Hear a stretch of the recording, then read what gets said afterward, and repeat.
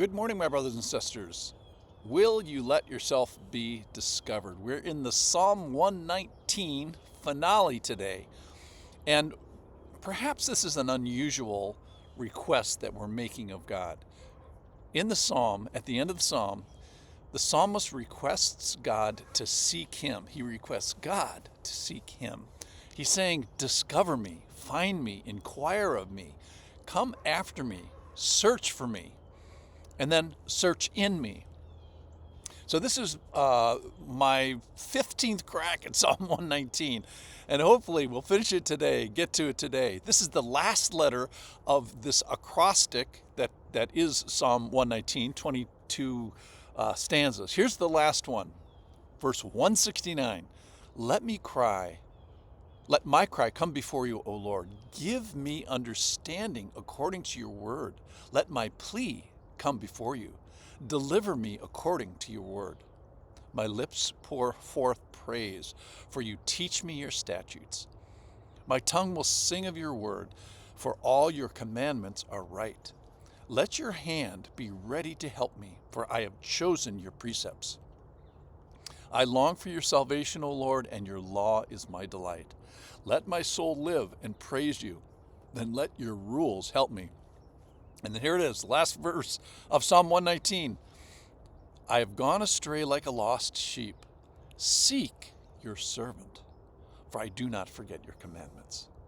So I don't know if it's not exactly unique.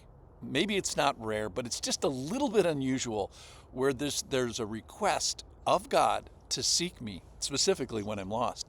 Discover me and find me, search for me. And it begs the question, will I allow myself to be sought by you?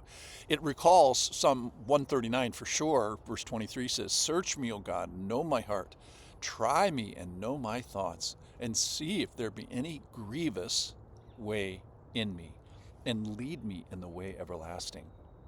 Proverbs 20, verse 27 says, the spirit of a man is the lamp of the Lord, searching all his most innermost parts. So it's asking God in a way that allows myself to be spiritually discovered. Some of that might be historically unpleasant. An honest assessment of ourselves certainly finds some grievousness a time or two. But the presentation of a soul that's unadorned by deceit before it's his maker, I think, would delight the maker of that soul. It's actually saying to the Lord, Lord, come after me, especially when I'm lost, and in the course of the day and in the watches of the night. Lord, search for me when I have not returned, or maybe when I'm far off, and sometimes when I'm not too far off. So Lord, discover me, perhaps, in trying to please you or serve you or see you, and Lord, find me in this great spiritual wrestlings that happen during the day. Again, verse 176, I've gone astray like a lost sheep. Seek your servant. So the rest of that stanza talks about cries. I cry before you. I plead before you. Let my lips pour forth their praise. Let my tongue sing of your word, and let my soul live and praise you. Let your rules help me. Lord, let your hand be ready to help. And then the psalmist declares these feelings for the Lord. Lord, I long for your salvation. I choose your precepts. I delight in your law. I do not forget your commandment.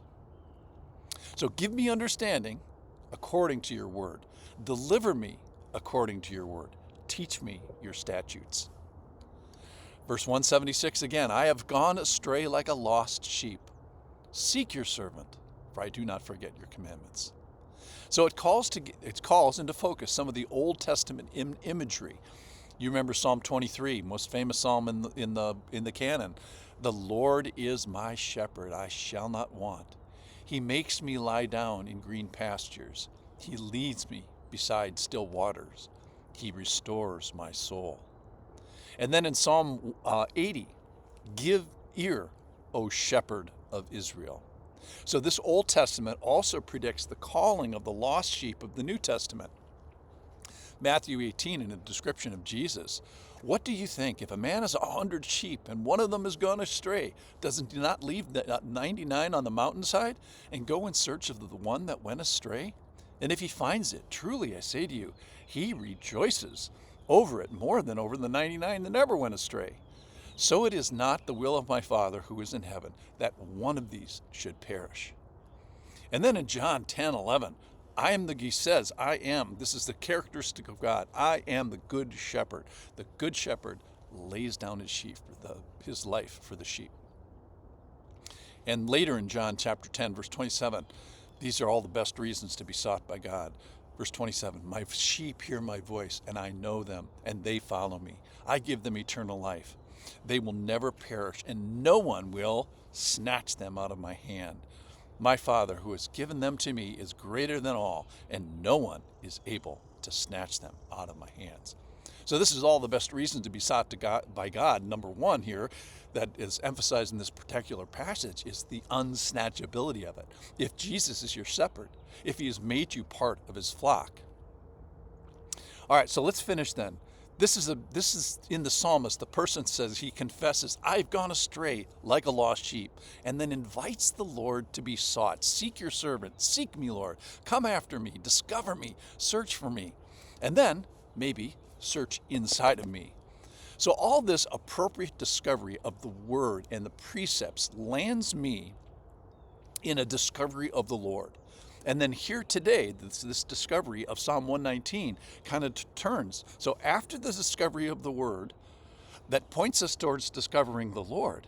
And then today, he says, with all of that, allow or let the Lord discover me when I am lost and when I am right at home. Seek me and discover me. Thanks for listening.